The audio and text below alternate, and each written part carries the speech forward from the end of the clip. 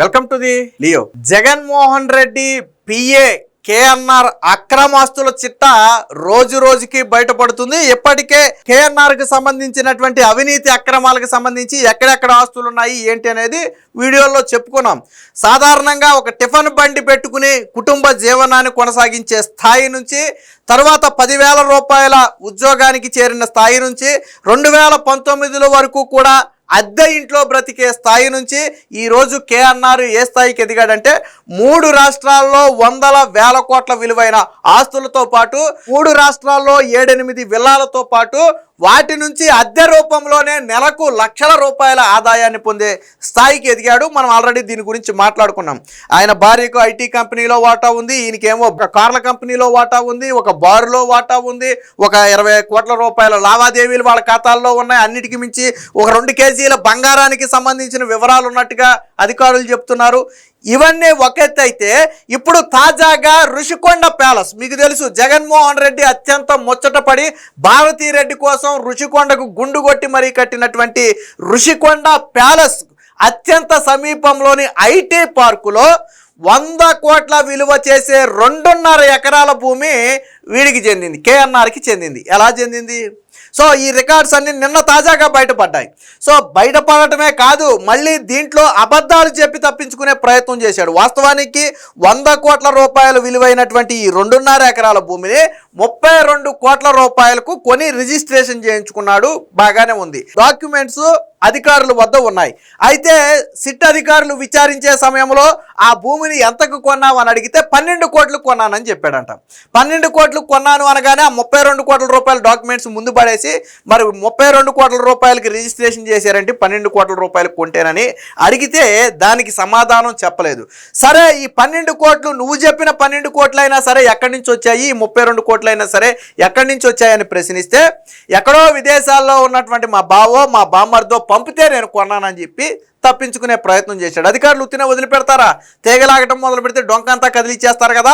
సరే, ఆ 32 కోట్లు ఎవరి ఖాతాలో పడ్డాయి, ఎవరి ఖాతా నుంచి ఆ అమ్మిన వాళ్ళ ఖాతాకు వెళ్ళాయి, ఆ వివరాలు ఒకసారి ఇమ్మని చెప్తే దానికి అతని దగ్గర సమాధానం లేక నీళ్ళు నమిడాడు. అంటే విదేశాల నుంచి ఎవడో పంపాడు, వాళ్ళు పంపితే నేను కొన్నాను అనేది అబద్ధం.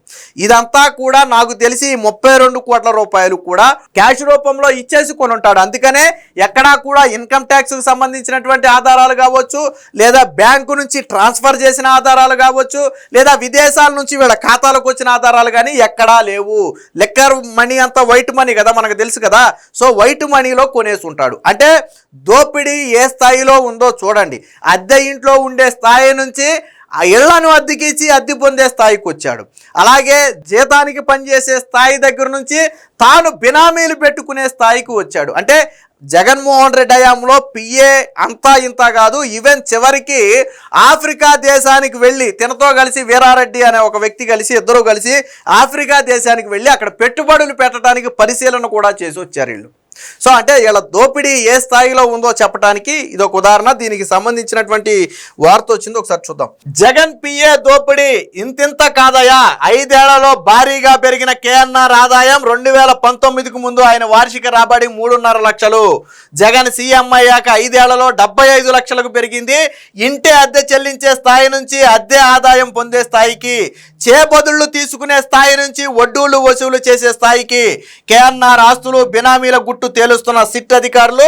బెజవాడ ఆఫీసులో సుదీర్ఘ విచారణ, ఈడీ చేతికి ఆయన ఆస్తుల చిట్టా, జగన్ పిఏ మెడకు బిగిస్తున్న ఉచ్చు అని చెప్పి, అంటే ఎట్టి పరిస్థితుల్లో తప్పుకునే అవకాశమే లేదు. సో అయితే ఈ కొట్టేసిన ఇది కూడా ఎలా కొట్టేసాడు చూడండి. ఇక్కడ ఋషికొండ ప్యాలెస్ దగ్గర 100 కోట్ల ఆస్తి, ఐటీ పార్కులో కేఎన్ఆర్ కు 2.5 ఎకరాల భూమి, దాని ప్రభుత్వ విలువే 32 కోట్లు, ప్రైవేట్గా అసలు విలువ 100 కోట్లు పైనే.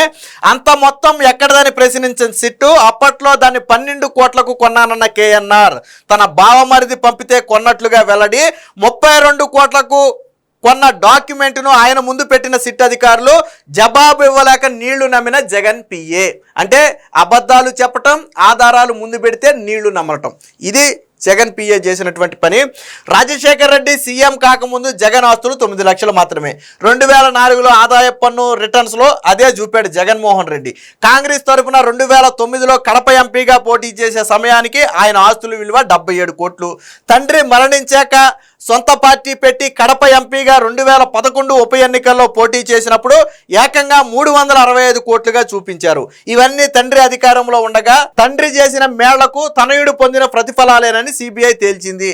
తన నేతని చూసి స్ఫూర్తి పొందాడో ఏమో కానీ పిఏకే నాగేశ్వర్ రెడ్డి ఆస్తులు కూడా 5 ఏళ్లలో 20 నుంచి 30 రెట్లకు పైగా పెరిగాయి. అంటే నిజంగానే జగన్మోహన్ రెడ్డి స్ఫూర్తిగా తీసుకున్నాడేమో, ఎందుకంటే జగన్ దగ్గర పనిచేశాడు కాబట్టి. జగన్మోహన్ రెడ్డి మొట్టమొదటిసారిగా 2004లో ఆదాయ పన్ను రిటర్న్స్లో 9 లక్షలు తన ఆదాయం అని చూపాడు. తర్వాత 2009లో అంటే 5 ఏళ్లకి కడప ఎంపీగా పోటీ చేసే సమయానికి 9 లక్షలు కాస్త 77 కోట్లు అయింది. 77 కోట్లు తర్వాత ఏమైంది, కడప ఉప ఎన్నికల్లో పోటీ చేసే సమయానికి 365 కోట్లు అయిపోయింది. అంటే 2009 నుంచి 2011కి 2 ఏళ్ల గ్యాప్లో 77 కోట్లు 365 కోట్లుగా మారిపోయింది. మరి ఎలా మారిపోయింది ఆయనకే తెలియాలి. ఆ తర్వాత సరే మొత్తంగా 43,000 కోట్లు 44,000 కోట్లు దోచుకున్నాడు అనేది సిబిఐ ఈడీ వాదన అనుకోండి. అదంతా ఎలా వచ్చిందంటే మనం చెప్పలేము. సో దీనికి కూడా అంతే చూడండి. 2014 నుంచి 19 దాకా కేఎన్ఆర్ అధికారికంగా చూపిన మొత్తం ఆదాయం 18 లక్షలు. 2019లో జగన్ ముఖ్యమంత్రి అయ్యాక ఆయన ఆదాయం వేగం పెరిగిన తీరు అంచనాలకు అందటం లేదు. మద్యం స్కామ్ కేసులో కీలక నిందితుడైన చెవిరెడ్డి భాస్కర్ రెడ్డితో జరిగిన లావాదేవీల వ్యవహారంలో ఆయన్ని ప్రశ్నిస్తున్న సిట్ అధికారులు ఆయన ఆర్థిక వ్యవహారాలను చూసి వాళ్లే నోరెళ్లబెడుతున్నటువంటి పరిస్థితి. కేఎన్ఆర్ తో పాటు అతని చిన్ననాటి స్నేహితుడు బినామీగా భావిస్తున్న పుత్త శివశంకర్ రెడ్డి, విజయవాడ హుండాయ్ షోరూమ్ లో భాగస్వామి అయినటువంటి ఉస్మాన్ సందీప్ ఆర్థిక లావాదేవీలు జరిపిన మరికొందరు వ్యక్తుల బ్యాంకు స్టేట్మెంట్లతో రమ్మని అధికారులు ఇప్పటికే వారికి నోటీసులు కూడా ఇచ్చారు. ఇక అన్నిటికీ మించి ఈ 100 కోట్లు అంటే సరే ఇదంతా ఒకెత్తు అయితే ఇప్పుడు జగన్మోహన్ రెడ్డి దగ్గర ఉన్నట్టు కట్టుకున్న ఋషికొండ దగ్గర కట్టుకున్నటువంటి ప్యాలెన్స్ కు అత్యంత సమీపంలో ఐటీ పార్క్ వద్ద మరొక 100 కోట్ల రూపాయల విలువైన భూమిని 2.5 ఎకరాల భూమిని కొట్టేశాడు. అదేలా కొట్టేశాడో చూడండి. వైసీపీ అధికారంలోకి వచ్చాక ముఖ్యమంత్రి పిఏ హోదాలో కేఎన్ఆర్ చేసిన దోపిడీకి అంతే లేదు. విశాఖపట్నం ఋషికొండ ప్యాలెస్ కు సమీపంలో అత్యంత ఖరీదైన ప్రాంతంలో 2.5 ఎకరాల భూమిని కొన్నట్లుగా సిట్ గుర్తించింది. ఐటీ పార్క్ లో ఉన్న దీని విలువ ఇప్పుడు 100 కోట్ల పైమాటే. దీనిని 32 కోట్లకు కొన్నట్లుగా ఆ దస్తావేజుల ఆధారంగా సిట్ అయితే గుర్తించింది. సో దానికి సంబంధించిన వార్త చూద్దాం. సిట్ అధికారులు ఆ విషయమై అతన్ని సూటిగా ప్రశ్నించారు. వాస్తవానికి ఇది ఎలా వచ్చిందో చూడండి.